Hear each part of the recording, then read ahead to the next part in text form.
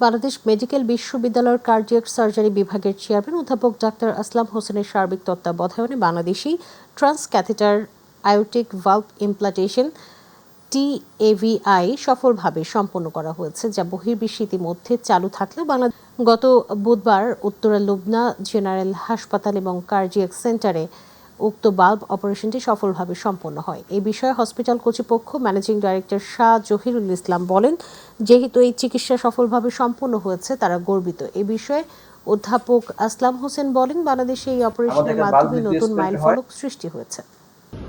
আমাদের একটা bulb replacement হয় বাইপাসের মাধ্যমে ওপেন করে, কিন্তু এনজিওগ্রামের মাধ্যমে এই অপারেশন আজ পর্যন্ত হয় নাই। আমরা আল্লাহর রহমতে এটা সফলভাবে সম্পন্ন করেছি। অনেক নামকরা হাসপাতাল অনেকদিন আগে হয়েছে, সিসিইউ, ক্যাথল্যাব, কিন্তু এই অপারেশনটা হয়নি। এই জন্য লুবানার জন্য এটা একটা মাইলফলক। তাই আজকে আপনাদেরকে সবাই ডাকা। জটিল চিকিৎসা সেবা প্রদান করা সম্ভব।